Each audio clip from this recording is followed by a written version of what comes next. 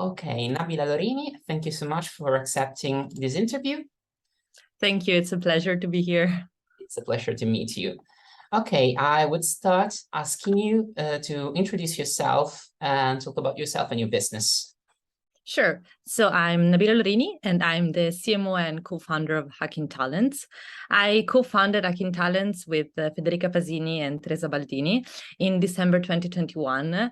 In that period, I was actually graduating in my master in management at Bocconi. And my master actually coincided with the rise of the pandemic and also the rise of many social movement and social changes.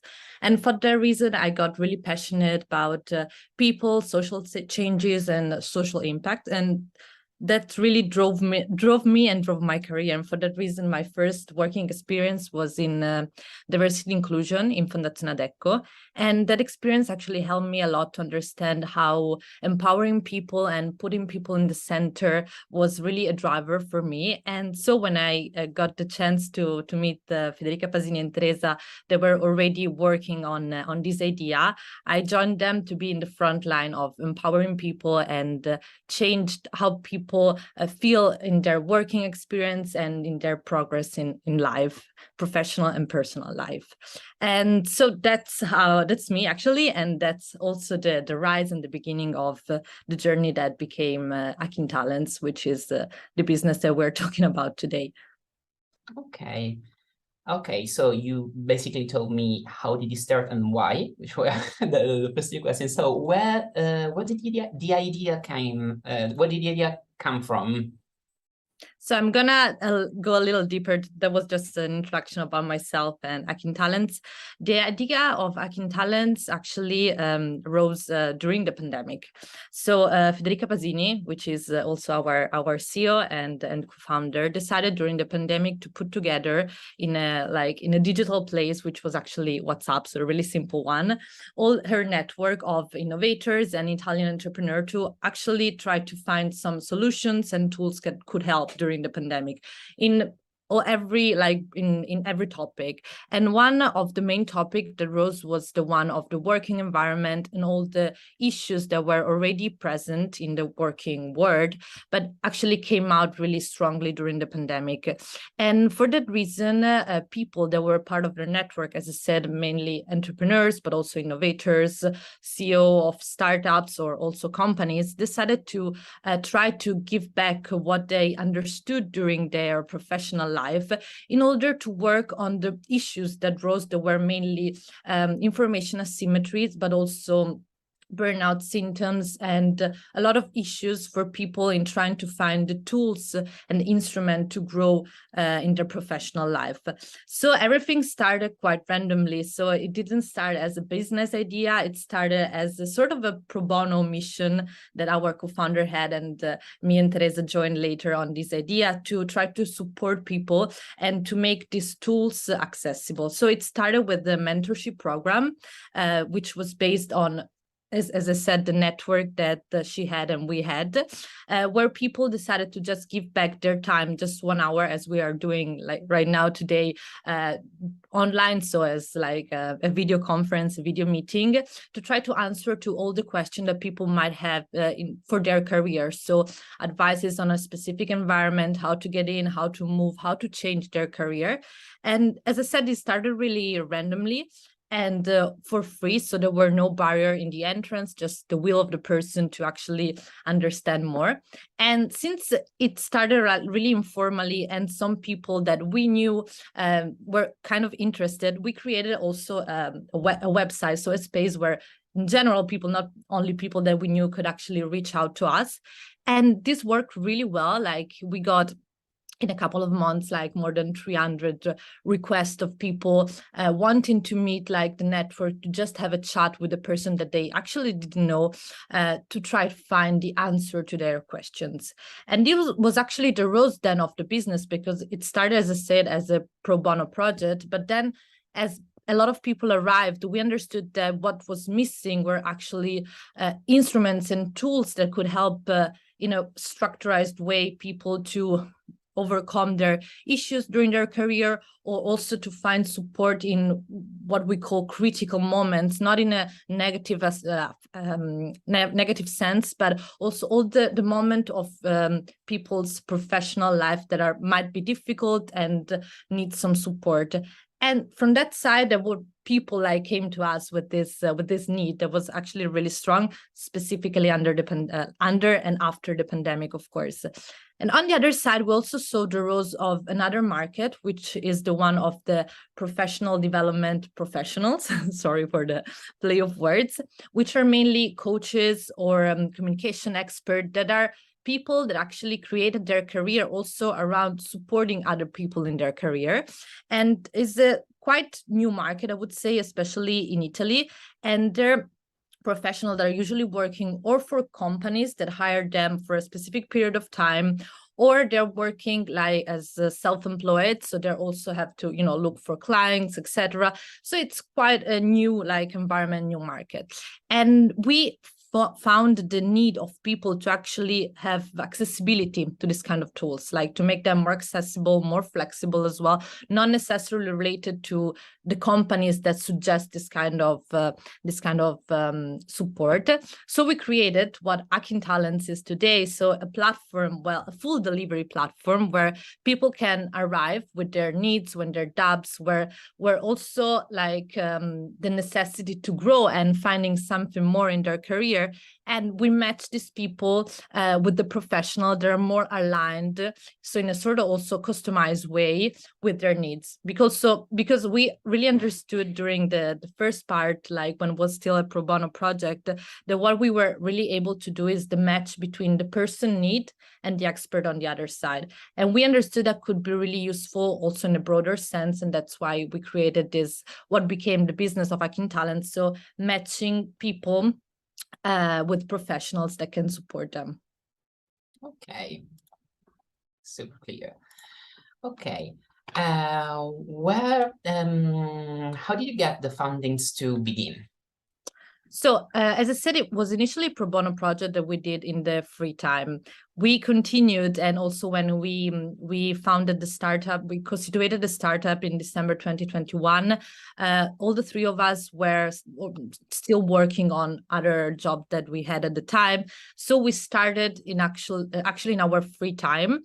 And so we didn't have exactly any funding. We put some, personal money that we had to actually found and constitute the startup.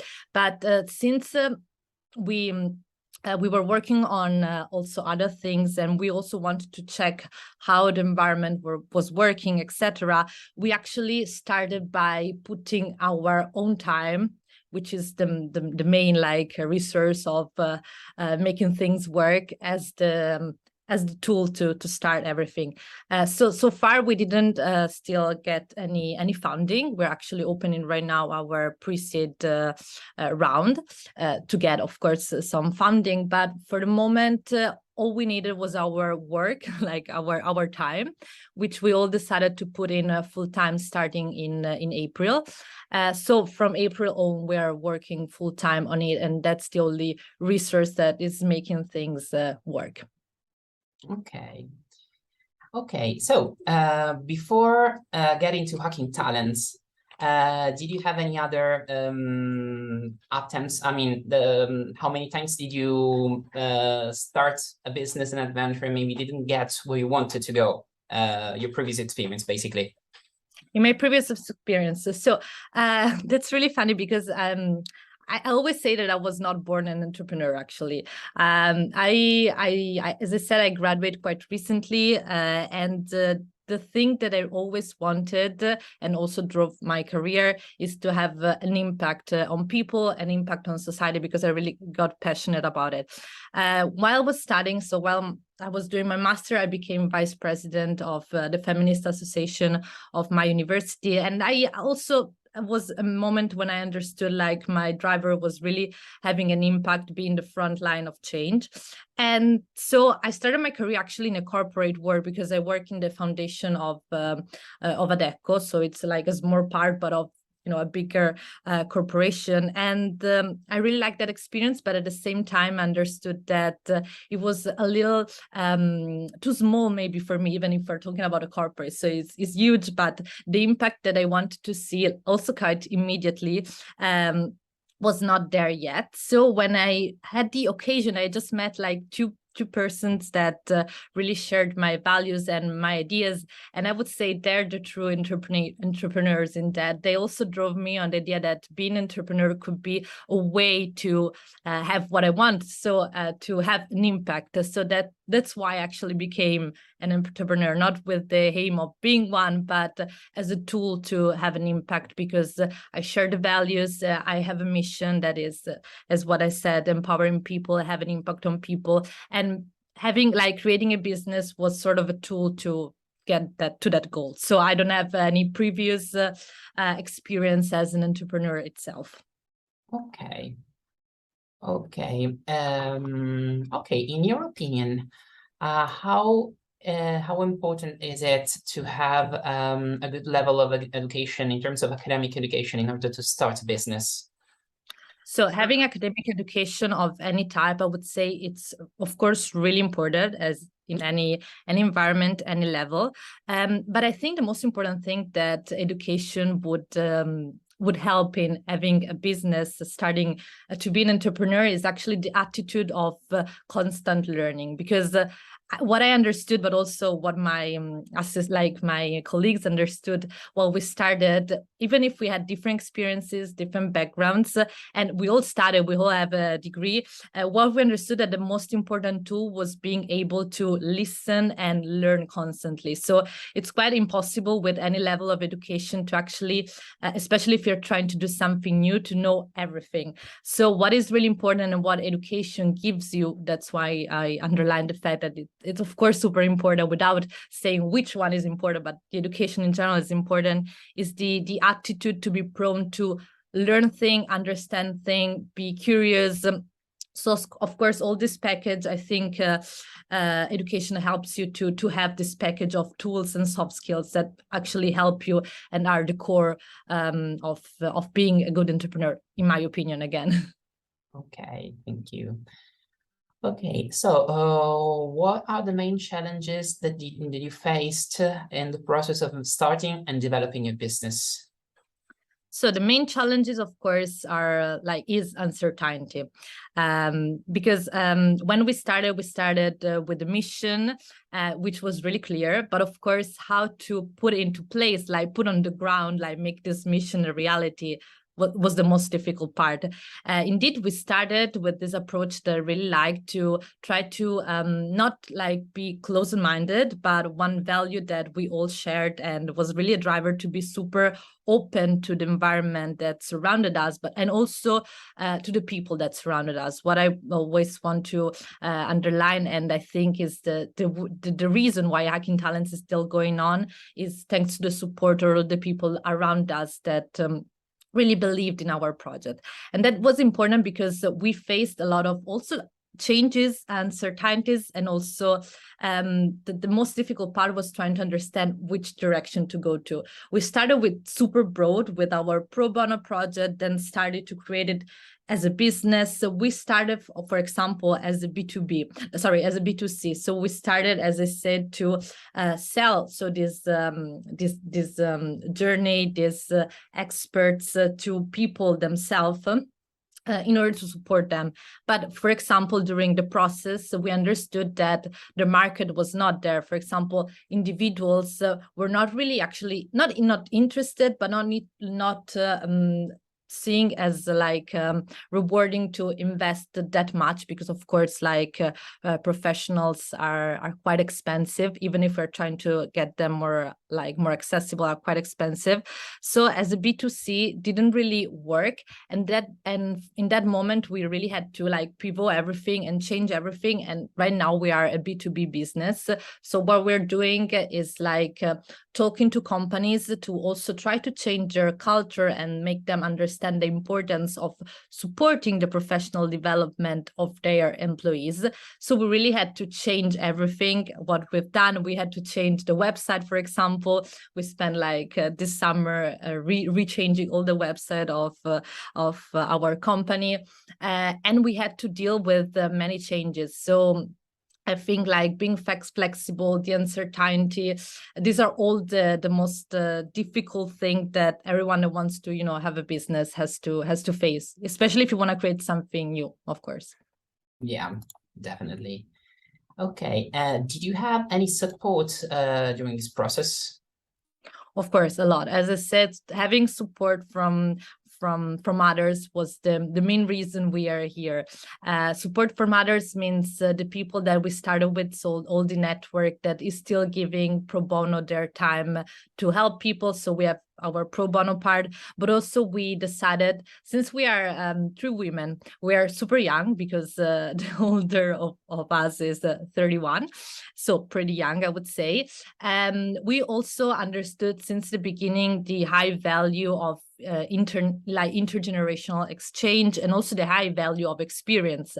So what we did was surrounding ourselves with people that had a lot of experience. Indeed, we have a human advisory board, which is for amazing people that support us using all their career and all their experience that they did. We do like every 2 months a meeting to kind of exchange ideas, and they give us all their knowledge or their experience, and it's amazing to kind of have an access to more than 100 of years of experience in different areas, and that is a huge support in terms of information, also understanding way better the market, even if it's changing.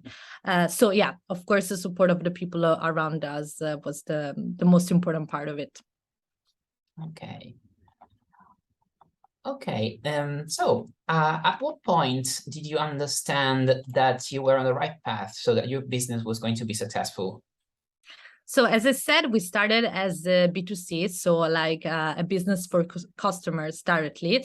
And that was quite difficult, but also I would say challenging, and also super interesting, because we get to talk with people, we get to understand what they needed, and we try to solve them what we were creating.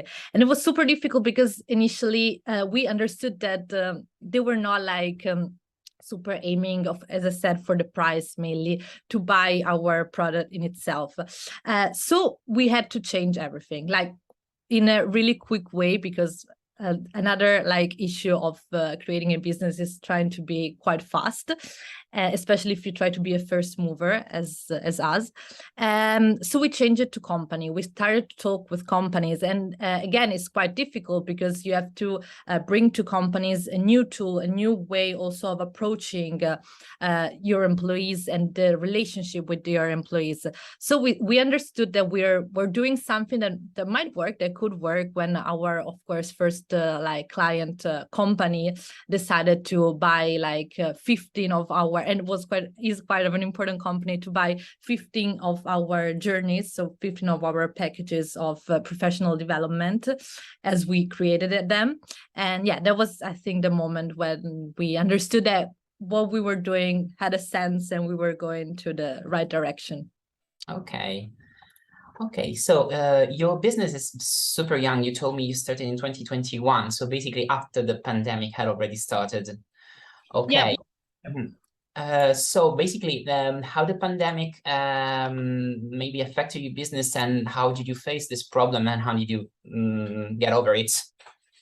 So as I said, we founded our startup in December 2021. So as you said, really recently, the pandemic affected us in the sense that the pandemic is also the reason why we created Hacking Talents. As I said, the pandemic brought out a lot of issues that were already present in the working environment. And the pandemic also brought a huge shift in interest. The pandemic is also the reason of the big issues, which is the Great Resignation. And we are really working on that issue, like while going to companies to try to make these tools of professional development accessible. We're also trying to give to companies the tool to support their employees and make them feel better, because burnout, Great Resignation was also highly related to burnout symptoms that a lot of people started to face especially also due to the pandemic, but also because of how the working environment used to work. So a change is needed, was needed, and is needed. And we're trying to give like people, so employees and companies, the support that they need in this change. So of course the pandemic affected us, which means that the pandemic is also one of the reasons we created Hacking Talents. Okay. Okay. Okay. Now a more philosophical question. What does success mean for you? For me personally, you mean like for me as also Simo? So both. Okay. So success for Hacking Talents, I'm going to start by that, which is quite close to my idea of success, of course, is, as I said, having an impact. When we constituted our startup, we also decided since the beginning that it would be an innovative startup, but also benefit startup. So with the driver of having a social impact, also related, we wrote in our statute 6 of the SDGs that we are trying to align our business on them, which are about, of course, equality, giving economical support and growth, gender equality, of course. And so that was since the beginning the driver and the idea. So what I already felt like personally a little part of success when I heard about people that did our programs. So joined Hacking Talent somehow, that felt better, felt empowered, changed their career and changed their life. Not necessarily they changed their job, but changed their attitude and how they felt about their professional life. So that was already a small part of success. And of course, getting broader, getting bigger, and having a bigger impact, that would mean, of course, success. For me personally, I always reply to this question. It's easier in Italian because success in Italian is successo, which is also means something that happened. And so for me personally, is making things happen, making things that I believe happen. So again, having an impact, doing something with the idea that I have, with the mission that I have, as I said, like leaving, a print somewhere. And so I hope I replied. Yeah, totally. I really like the pun, the Italian pun, successo, and you're not the first person that tells me this very same thing. Yeah, very, very nice. Okay. Would you like at some point to become a business angel? Well, I never, when I wrote the question, I never really thought about it personally, because as I said, I didn't start with the idea of being an entrepreneur. I found myself being one. And, but of course, if I would have the chance, the idea again of being an agent of support, and so empowering, and being a business angel means also empowering with what you have, the resources you have. Someone that has an idea that I support would be actually like a big yes, of course. If I would have the tools, I would definitely do it, because financial resources are, of course, essential if you want to do something. And so giving someone that has the idea, the energy, the passion, the tools, the resources that they need, I think would be something really like empowering for myself as well. So big yes to that. Okay. Okay, so this is a very open question. What are your plans for the future, both in short term and long term? Of course. So the plans for the future are all related to Hacking Talents, in the sense that as I saw it, like I saw the birth of Hacking Talents, I saw the growth of Hacking Talents in like this 8 months. What I want for Hacking Talents, as I said, is the success of it in the sense that I already described. So having an impact. So the idea for what Hacking Talents would be is creating a reality, a company in itself, because it is a company. So also I would love to have other people that work with us, that share our missions, our ideas. So create also itself a reality that could be a model and an example of what we're trying to selling, or what we're trying to do. So a model of a new corporate culture, for example, a model where employees feel supported and are super engaged with what they're doing. Like a virtuous circle where Hacking Talents becomes a company where people love to work and where people share the mission of what we're doing. And at the same time, what we're doing is supporting other companies and people to feel better, to align like people with their mission, make people feel engaged with what they're doing. So creating a virtuous circle would be like the plan for the future. Okay, that's great. Okay, one last question. What is the most important thing, in your opinion, for a business? In my opinion, for the business, especially at the beginning, but I mean, in general, I think is the ability to be flexible and to listen. Of course, listening is a human ability, but as companies and businesses are made by humans, I would say the ability to listen of what is happening, listening with all the tools you might have, and be flexible and wise about that, I think is super important. The issue sometimes is, and it's quite common also maybe in the entrepreneurial world, in the startup world, is, and also in the personal life of everyone, is being super close in your bubble, in your social bubble, and the social rules that you have in what it ends up to be a really small part. So being able to go out of your bubble, also force yourself as a company, but as a person as well, to go out of the comfort zone actually allows you to see things in advance, to be wise about the future, to understand where things are going.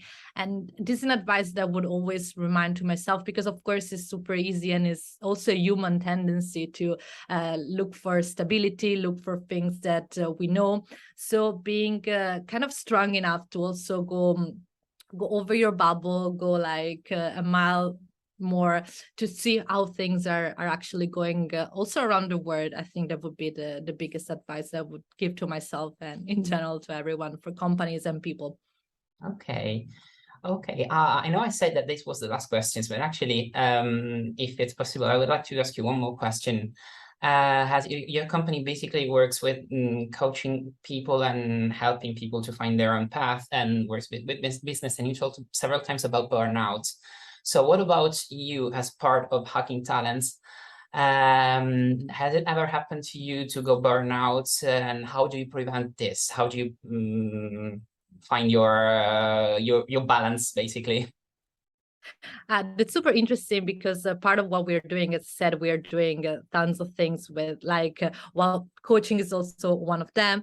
We're also writing like a weekly newsletter in collaboration with Factanza, where we talk about this kind of topics, like some pills to give to people about like emotional intelligence, for example, burnout symptoms, in order to give people some information about what is happening in also our work and like personal life that could actually affect that. So I read a lot about burnouts, and I would actually, it's a thing that would really scare me out, because I know how I am, and I know how I get involved in things, and that might, you know, bring to some, you know, bad reactions sometimes.